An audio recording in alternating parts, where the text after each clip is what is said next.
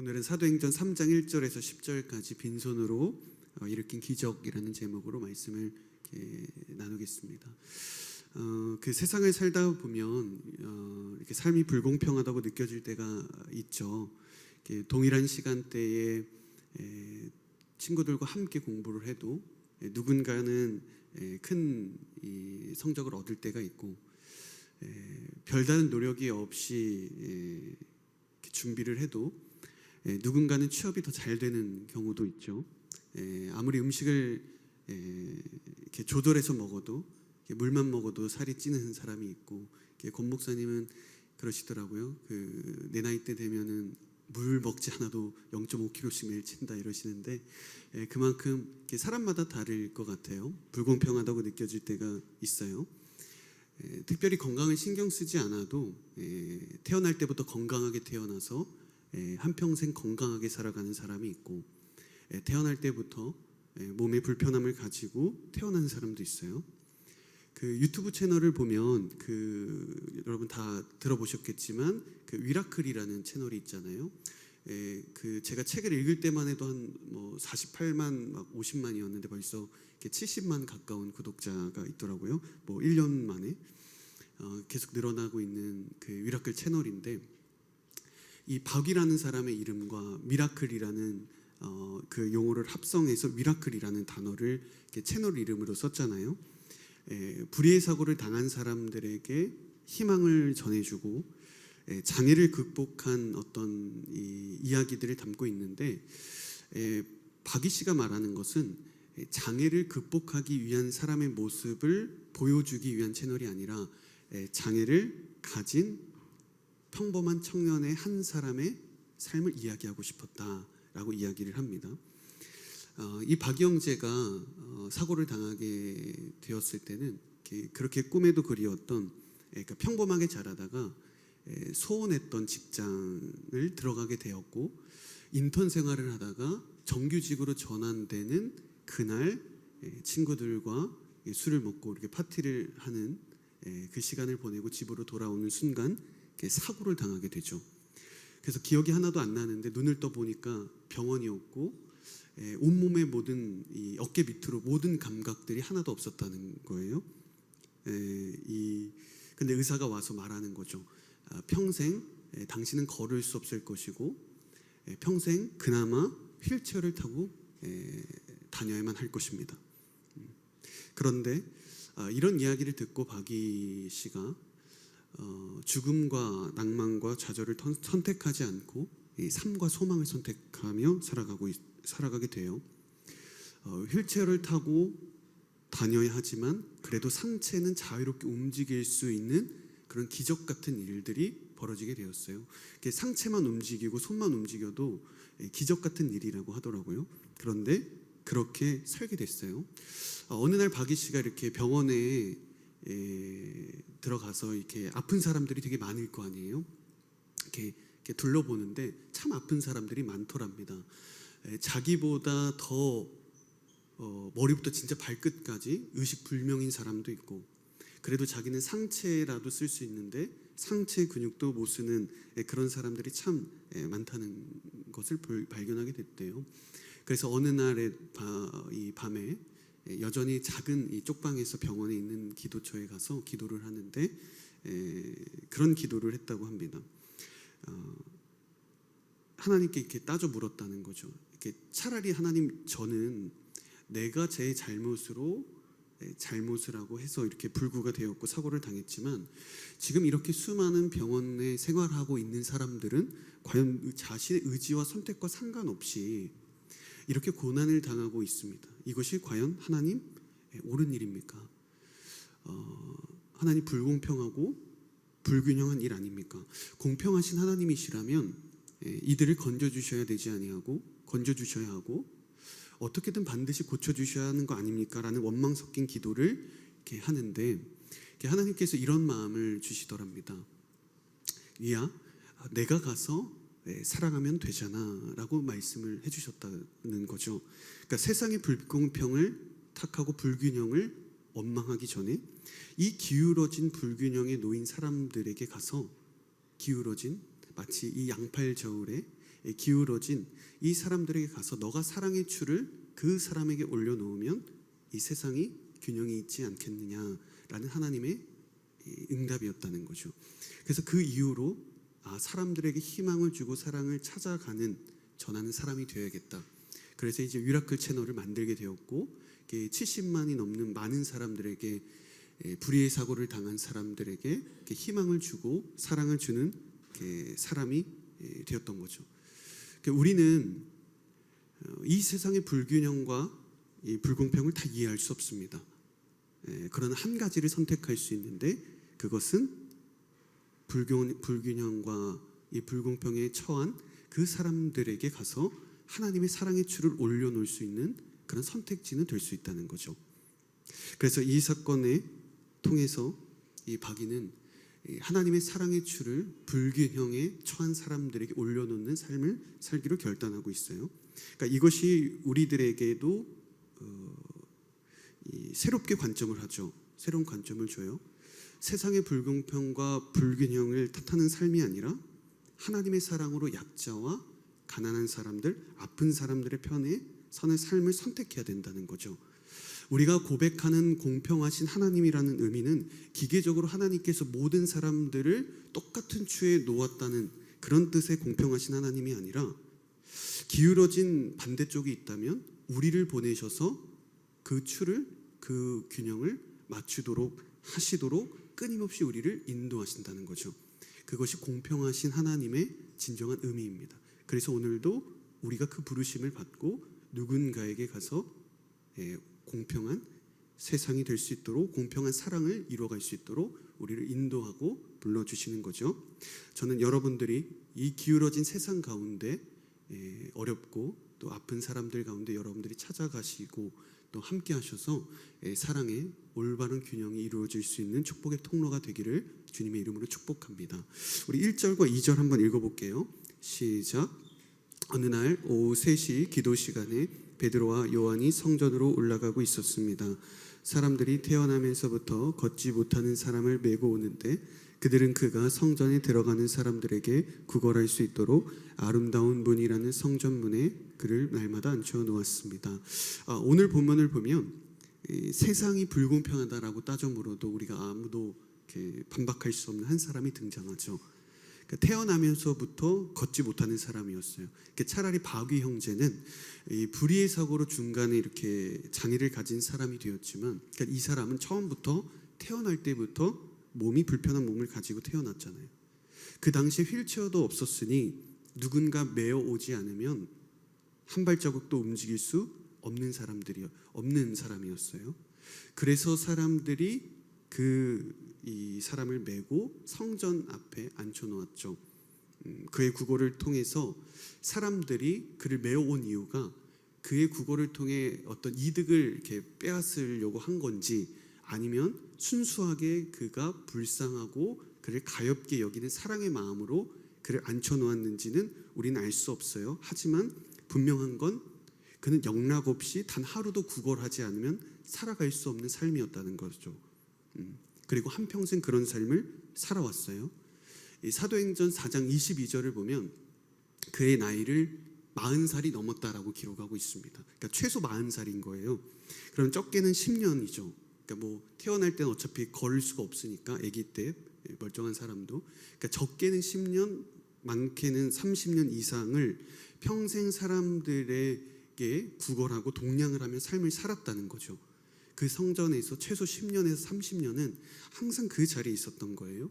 그러니까 구걸하는 것은 그의 삶의 방식이고 그의 삶의 목적이었어요. 여러분 말이 30년이지 여기 30년이 안 되는 분들 많이 계시잖아요. 그러니까 말이 30년이지 이 인생의 전부를 남에게 의지하고 동냥하며 살아갈 수밖에 없었다는 것은 엄청난 절망의 상황입니다. 겪어보지 않은 사람은 아무도 모를 거죠. 그는 스스로 먹고 사는 문제를 해결할 수 없는 무기력함에 빠져 있었던 사람이었어요. 그러니까 더 가슴 아픈 일이 무엇이냐면 성전 안에 들어갈 수 없었다는 거예요. 왜 그랬을까요? 기왕이면 데려다 줄 거 성전 안에 깊숙이 데려다 주면 되지 왜 문 앞에 두었을까? 우리가 교회에서 바자회를 해도 우리가 주차장이나 이렇게 도로변에서 파는 것보다 여기 예배당 앞에서 팔면 더 많이 이렇게 팔릴 거 아니에요. 그러니까 기왕 하는 거 이 가까운 데에서 들어가면 되지 왜 그랬을까? 이게 레위기에 나온 율법 때문입니다. 육체에 흠이 있는 사람은 제사장이 될 수도 없었고 성전으로 깊이 들어갈 수가 없었기 때문이에요. 그래서 안진뱅이가 도달할 수 있는 최대 거리가 어디였는가? 그 성전 앞에 미문 앞이었다는 거예요.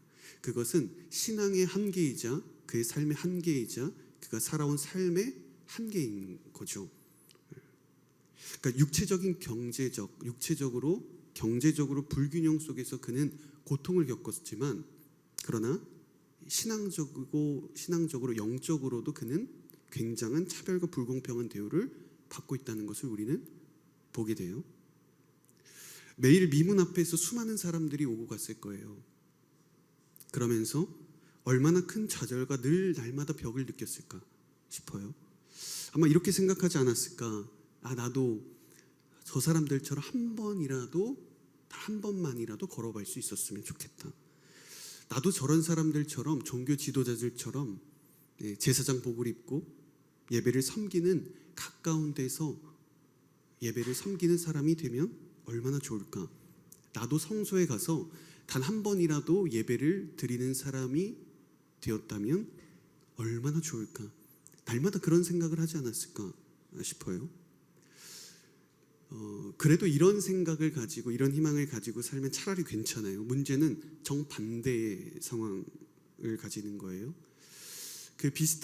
이 박이와 비슷한 상황에 처해 있던 그 지선아 사랑해라는 책의 저자였고 한동대 교수님이시죠. 그 이지선 교수님이 있잖아요. 그분도 이렇게 사고를 당하게 됐죠. 23살의 나이에 차를 타고 가다가 자기 실수도 아니에요. 음주운전 차량이 덮치게 돼서 정말 전신에 화상을 입고 새까맣게 타는 고통을 겪게 되었죠. 근데 그때 이제 이지선 자매 옆에 오빠도 같이 타고 있었는데 오빠가 이렇게 이 동생을 구해준 거예요. 여동생을 구조되자마자 이 이지선 씨가 오빠한테 이렇게 이야기를 하더랍니다. 오빠 나 죽여줘. 내가 이 모습으로 이렇게 어떻게 살아갈 수 있어? 차라리 나를 죽여줘. 이렇게 이야기했다는 거죠. 그리고 나서 오빠가 그 이지선 씨가 힘들게 병원에서 치료를 받는 모습을 보면서 진짜 그때 차라리 너를 구해준 게 너무 실수한 것 같다. 내가 너를 구하지 말았어야 되는데 내가 차라리 너를 죽게 만들었어야 되는데 그것이 너에게 고통이 덜했을 텐데 내가 너를 구해줘서 너가 이렇게 고통을 이 세상 가운데 겪고 있구나 라고 이야기를 이렇게 했다는 거죠. 너무 고통스럽고 절망적인 상황이다 보니까 부정적인 생각을 갖게 되었던 거예요. 지금 미문에 앉아있던 이 안진뱅이도 차라리 이렇게 사는 삶을 살 바에는 사는 게 낫지 않겠다 생각했을지도 모르겠어요. 사람 마음이라는 게 이제 매일 매순간 다르잖아요. 어쩔 때는 우리가 희망을 갖고 소망적인 삶을 붙들고 살아갈 때가 있고 긍정적인 생각을 할 때가 있지만 또 어느 순간에는 절망과 부정적인 생각을 갖고 살아갈 때가 있다는 거죠. 하루에도 수십 번씩 바뀌는 사람도 있어요. 그러나 어떠한 상황 가운데 여러분들이 처해 있더라도 저는 여러분들이 하나님께서 원하시는 것은 절망과 두려움과 좌절의 부정적인 생각에 하나님이 여러분들이 놓여 있기를 원하지 않으신다는 것입니다. 그것이 여러분들이 어떠한 상황 가운데서도 하나님은 항상 여러분들에게 소망을 주시는 분이시고 희망을 주시는 분이시고 여러분들에게 더 나은 삶을 살 수 있도록 하나님 인도해 주시는 분이라는 거예요. 하나님께서 우리들에게 주시는 마음은 결코 두려움의 영이 아니라는 거예요. 그래서 저는 여러분들이 날마다 부정적이고 두려움과 절망과 좌절의 우울과 어둠이 찾아올 때마다 저는 여러분들이 정말 하나님의 소망을 붙들고 예수 그리스도 이름으로 이겨나가기를 축복합니다. 때로 하나님께서 우리를 어두움의 터널을 지나가게 하실 때가 있어요. 분명한 사실입니다. 그러나 항상 그 터널 반대편에 햇빛을 보여주시고 밝은 빛의 출구를 동시에 보여주시는 분이십니다. 내가 그 어두운 터널에 갇혀서 내가 그 앞을 보지 못하고 있을 뿐 하나님은 항상 어두운 터널을 지나가게 하시더라도 반대쪽의 출구에 밝은 빛으로 우리를 인도하시는 분이십니다. 그래서 여러분들은 항상 어떠한 고난과 어려움 가운데 있을지라도 소망 되신 하나님을 바라보게 되기를 주의 이름으로 축복합니다. 지금 안진뱅이가 어떤 마음의 상태였는가 우리는 정확하게 알 수는 없지만 분명한 것은 그 미문이 아름다운 문이잖아요. 아름다운 문과 전혀 아름답지 않은 사람이 그 자리에 함께 있고, 걷는 사람이 늘 오고 가면 들어가고 나오고 있는데 한 사람은 못 걷고 있고, 성전 안에서 누구는 예배를 드리고 있는데 누구는 성전 밖에 있는 이런 역설적인 불균형이 이루어지고 있다는 것을 우리가 보게 되는 거죠. 이때 베드로와 요한이 오후 3시 성전에 올라가게 됩니다. 그러니까 당시에 경건한 유대인들은 하루에 3번씩 기도했다고 해요. 우리는 하루에 한 번도 하기가, 일주일에 한 번도 하기가 어려운데 유대인들을 경건한 사람들은 이렇게 하루에 3번씩 시간을 정해놓고 기도를 했는데, 가장 많은 사람들이 몰리는 시간이 몇 시였을까요? 그러니까 3시였겠죠. 우리도 뭐 퇴근하고 하고 이렇게 아침이나 점심 또 일이 있었던 사람들이 있었을 테니까, 그러니까 성전에 기도하러 오는 사람들이었으니까 얼마나 마음이 이렇게 유하고 이렇게 경건하고 말랑말랑했겠어요. 그리고 성전에 가면 그냥 가지 않잖아요. 헌금을 가지고 가잖아요.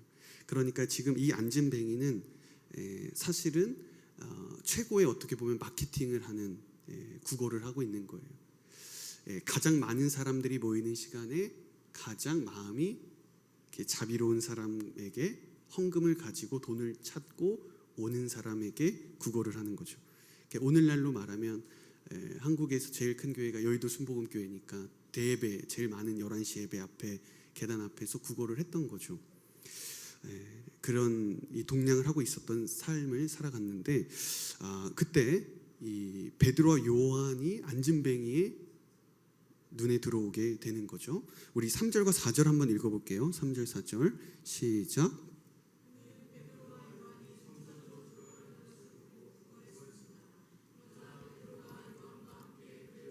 그래서 우리를 보시오라고 말했습니다. 그러니까 이 안진뱅이가 이제 베드로와 요한을 보게 되는데, 지금 이 안진뱅이는 최소 10년, 그리고 많게는 30년이라는 시간이었다고 그랬잖아요. 10년에서 30년을 이 자리 속에서 이 사람은 출퇴근을 한 거죠. 보통 이렇게 한 분야에서 전문가를 10년 이상 된 사람을 전문가라고 하고, 보통 20년 이상 되면 이렇게 뭐 장인이라고도 하고, 30년은 이렇게 전설이 되잖아요. 그러니까 이 사람은 최소 전문가고, 최소 장인이고 전설적인 존재예요.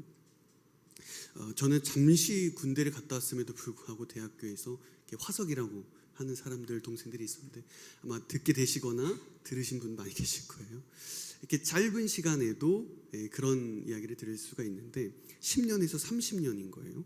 그러니까 수많은 시간 동안 아마 어떤 사람이 나에게 후하게 이 은혜를 베풀어 줄 것인지, 돈을 줄 것인지, 특히 제자들 같은 경우에는 막 성령을 받고 기도하고 성령 충만했던 사람들이었잖아요. 그러니까 남들과는 확실히 다른 모습으로 왔다 갔다 했겠죠. 그러니까 안진뱅이가 그 베드로와 요한을 보게 된 거예요. 그렇게 동냥을 시작합니다. 그러자 베드로와 요한이 누구를 주목해요? 이 안진뱅이를 이제 주목하게 되는 거예요.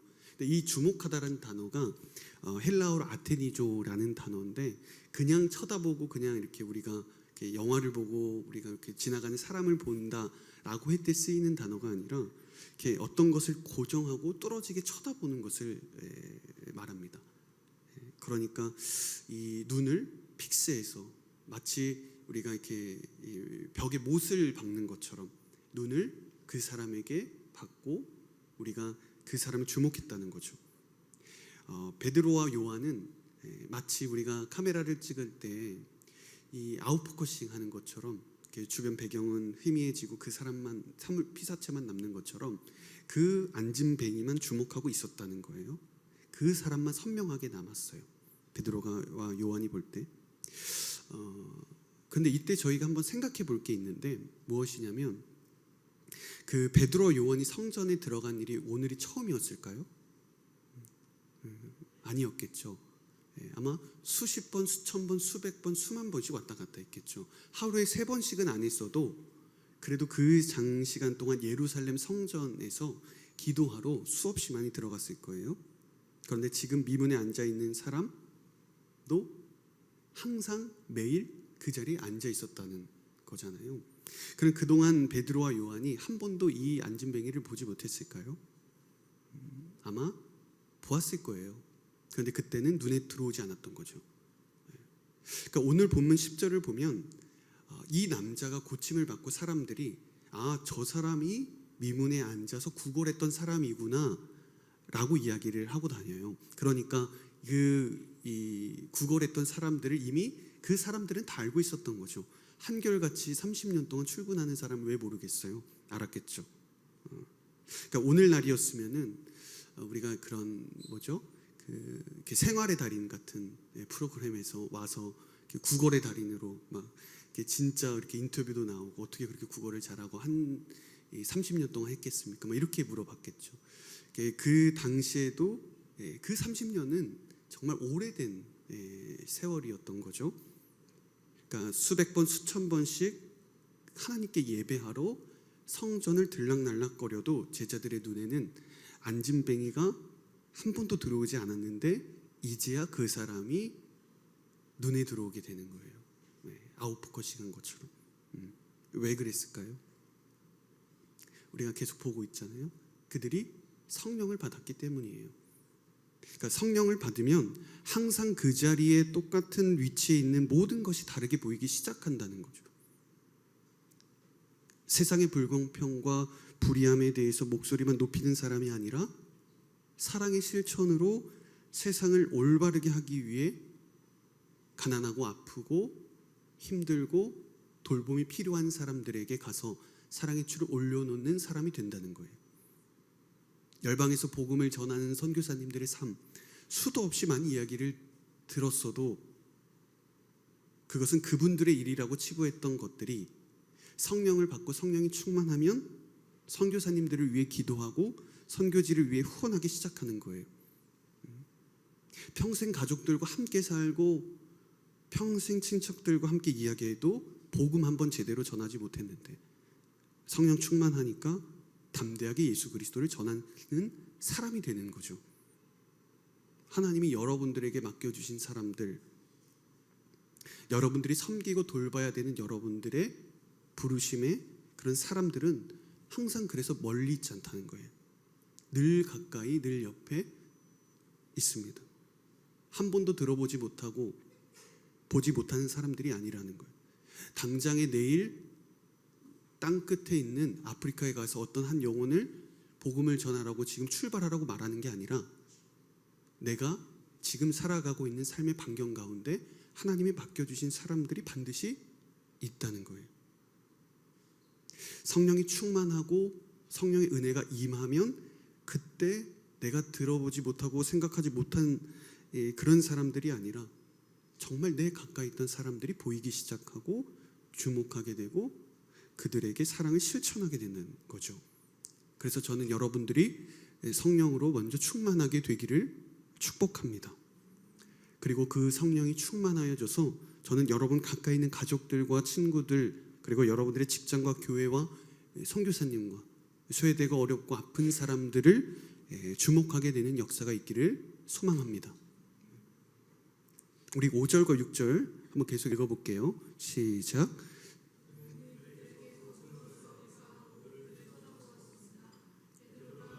금은 내게 없으나 내게 있는 것을 당신에게 주겠소. 나사렛 예수 그리스도의 이름으로 일어나 걸으시오라고 말하고, 안진뱅이가 그 처음 베드로와 요한을 바라봤을 때는 그 혹시나 하는 마음, 그냥 수많은 사람들 중에 있었다면 지금 무엇을 얻을까라고 하는 것은 완전히 다른 눈을 가지고 있었다는 거예요. 그러니까 처음에는 지나다니는 수많은 사람들 중에 베드로와 요한이었다면 지금은 확실하게 돈을 건네줄 사람이구나 라는 확신을 가지고 안진뱅이가 베드로와 요한을 보고 있어요. 그러니까 베드로와 요한이 안진뱅이를 이 아웃포커스로 보았다면 안진뱅이는 베드로 요한을 모든 배경이 제거된 크로마키처럼 오직 딱 그 한두 사람에게만 시선이 더 명확하게 고정되어 있는 거예요. 오늘은 특별히 대박 맞은 날이다 라고 생각하며 흥분하고 큰 기대를 가지고 있었을 거예요. 그리고 그런 기대를 가지고 바라보았을 거죠. 그런데 베드로의 대답이 전혀 예상 밖의 일이었다는 거예요. 뭐라고 이야기하냐면 은과 금은 내게 없으나 내게 있는 것을 당신에게 주겠소. 나사렛 예수 그리스도의 이름으로 일어나 걸으시오. 여러분 지금 안진뱅이가 베드로에게 요구한 것이 무엇이었어요? 걸어다니게 해달라고 했어요? 아니었어요. 은과 금을 달라고 한 거예요. 그러니까 그의 소원은 걷는 게 아니었어요. 돈이었죠. 그러니까 태어날 때부터 걷지 못해서 다시 태어나면 걸어보겠다. 그러니까 우리로 말하면은 하늘을 한번 날아봤으면 좋겠다. 그냥 이런 불가능한 꿈을 꾼 것이지 실제로 그가 원하는 것은 은과 금이었던 물질이었다는 거예요. 자신이 살기 위한 현실적인 방법은 일어나는 게 아니라 돈을 모으는 것이었기 때문인 거죠. 그가 단 한 번이라도 실제로 걷고 몸이 고침을 받을 거라 생각을 했을까요? 생각을 전혀 하지 못했어요.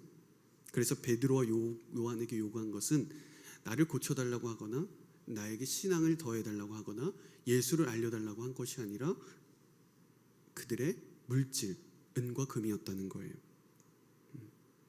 그 미국의 심리학자 중에 마틴 셀리그먼이라는 사람이 있는데 이 사람이 학습된 무기력이라는 개념을 이렇게 발견하게 돼요.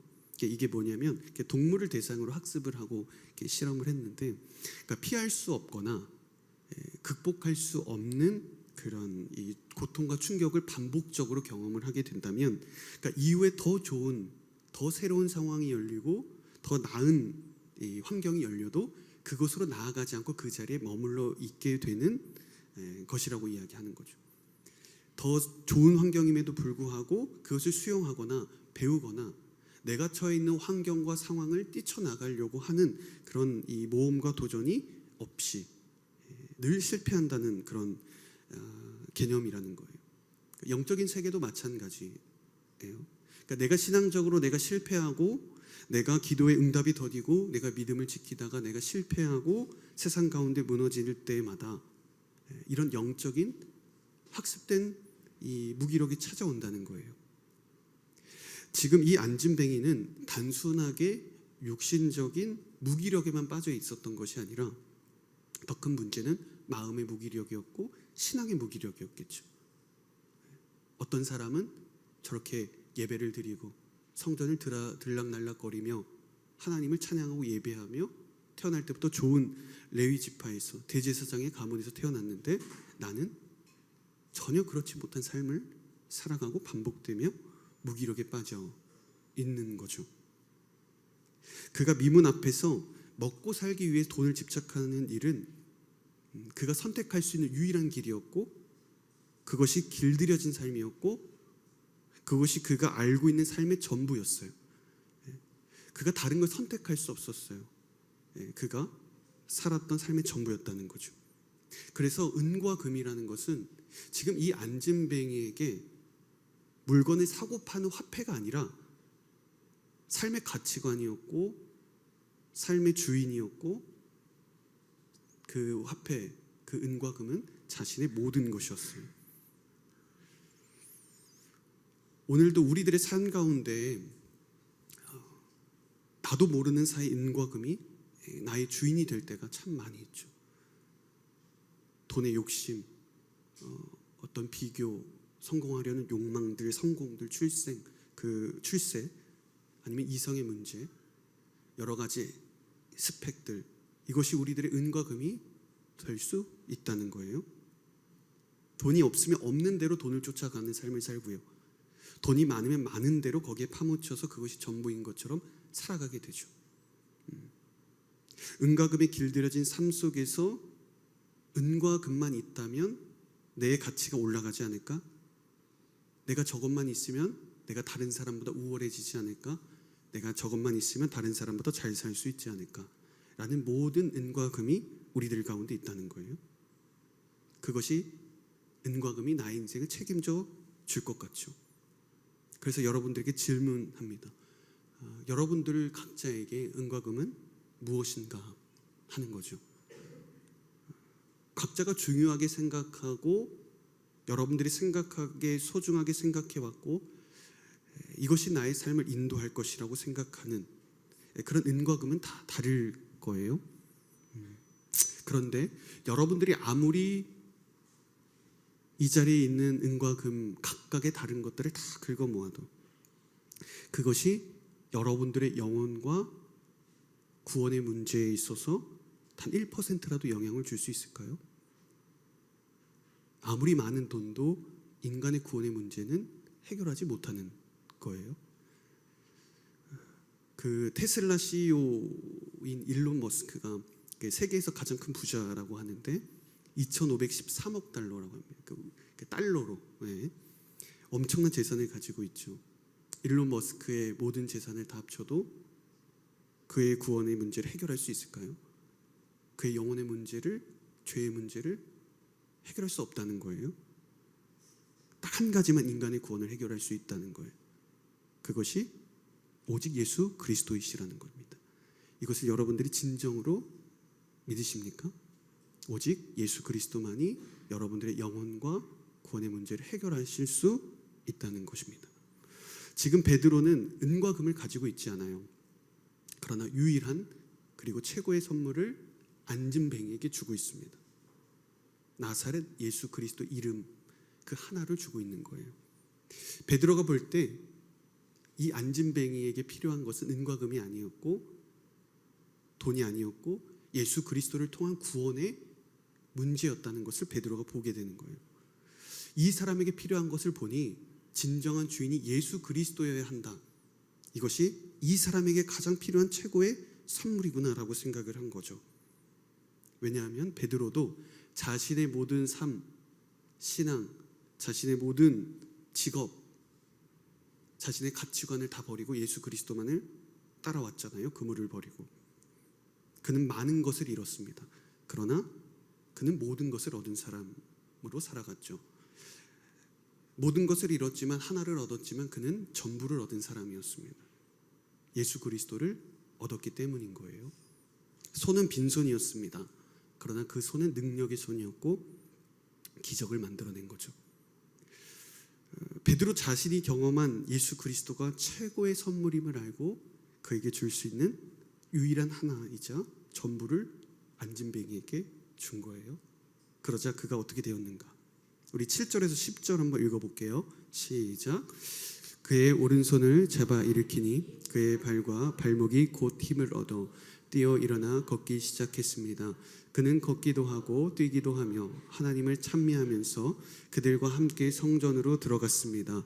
모든 백성이 그가 걸어다니는 것과 하나님을 찬미함을 보고 그가 성전 아름다운 문에 앉아 구걸하던 바로 그 사람임을 알아보고 그에게 일어난 일로 인해 몹시 놀라며 이상하게 생각했습니다.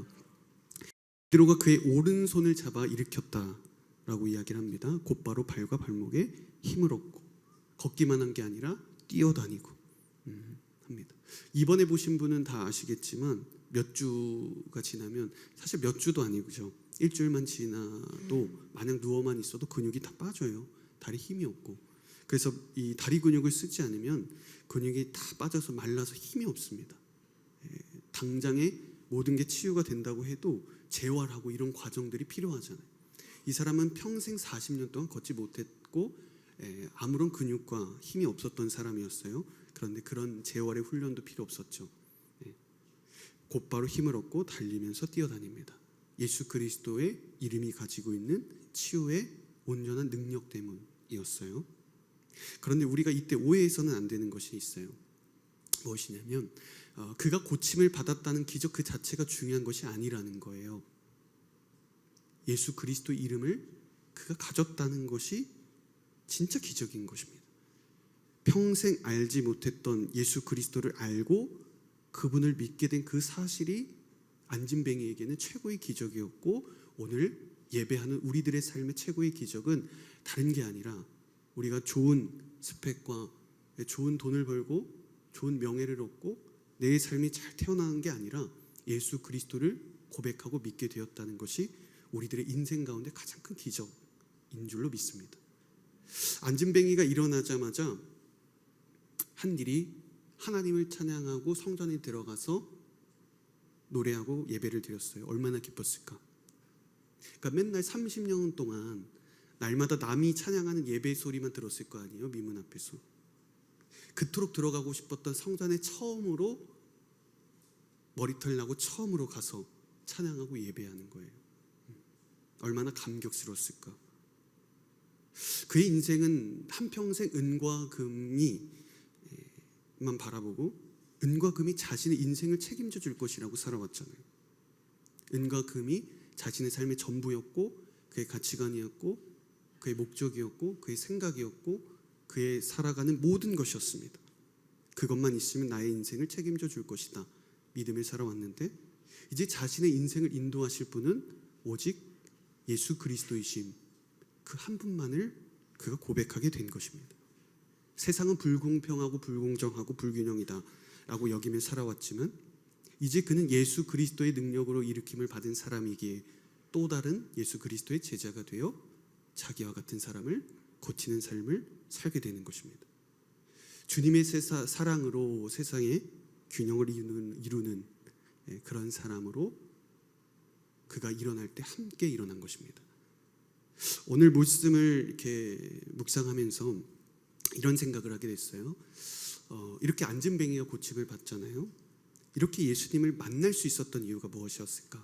왜 하필 그 많은 사람 중 이 사람이었을까? 이런 묵상을 하게 됐어요. 그러니까 이유는 단 한 가지예요. 아무리 생각해봐도 이유는 단 한 가지입니다. 왜 이 사람이 예수 그리스도를 만나게 되고 알게 되었는가? 그가 태어나면서부터 걷지 못했기 때문이에요. 그가 만일 멀쩡한 몸으로 태어나고 좋은 레위 지파와 대제사장의 가문으로 태어났다면 그는 다른 사람들처럼 성전에 가서 예배도 드렸겠고 헌금도 했겠고 예배도 섬겼겠고 종교 지도자가 되어서 하나님의 은혜를 마음껏 누릴 수 있었을 거예요. 아니면 바리새인처럼 서기관처럼 정통 율법 학자가 되어서 남들 앞에 설 수도 있었겠죠. 그런데 예수님을 필요로 하고 예수님을 만나고 예수님이 정말로 자신의 삶의 인생 가운데 전부인 예수님을 삶의 주인으로 모시는 일은 없었을 거예요. 아마도 다른 것이 율법이 은과 금이 또 다른 무엇인가가 이 안진뱅이의 삶에 찾아왔겠죠.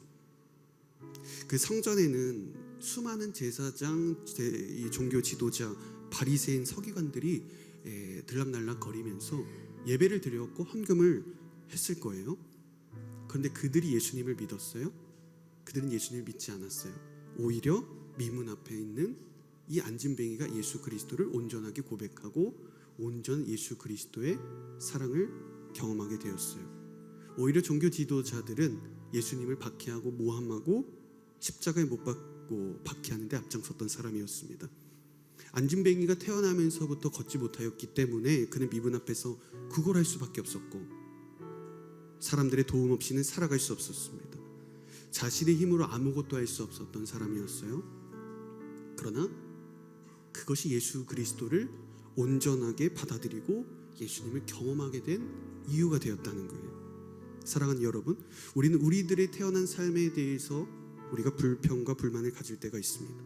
누구는 태어날 때부터 좋은 가정과 좋은 부모와 부유한 부모, 신앙 있는 가정, 똑똑한 재능, 뛰어난 은사를 가진 사람들이 비교할 때가 있고 낭망할 때가 있고 열등감에 빠질 때가 있습니다. 그러나 그럴 필요가 없다는 거예요. 여러분, 그것을 부러워할 필요가 없고 낙심할 필요도 없습니다. 왜냐하면 오히려 우리들의 그런 부족함, 연약함이 예수 그리스도를 만나는 통로가 되었기 때문입니다. 나약하기에 예수 그리스도를 붙잡을 수밖에 없었고 부족하기에 예수님만을 바라볼 수밖에 없었고 나의 연약함과 부족함 때문에 예수 그리스도를 경험하고 예배하고 주님을 노래하고 구원을 받게 된 것이기 때문입니다. 그래서 여러분들의 부족함은 항상 예수 그리스도 안에 있는 한 예수 그리스도를 만나고 경험하는 통로로 하나님이 선하게 인도하십니다. 그래서 하나님은 공평하신 하나님이신 겁니다. 우리가 세상의 것을 아무것도 가지지 못해도 예수 그리스도 그분 한 분만으로 온전한 구원을 이뤄 가시는 분이시기에 우리는 공평하신 하나님이다 이야기할 수 있는 거죠. 저는 여러분들의 인생 가운데 여러분 스스로가 느끼는 부족함과 연약함과 나약함이 있다고 생각할 수 있어요. 비교할 수 있어요. 그러나 그것이 도리어 예수님의 은혜를 경험하고 예수님을 만나고 예수님을 사랑하고 붙잡을 수 있는 하나님의 통로가 된다는 사실, 그리고 하나님께서 그렇게 여러분들을 쓰신다는 사실을 기억하는 다윗 공동체 여러분 모두가 되기를 주님의 이름으로 축복합니다.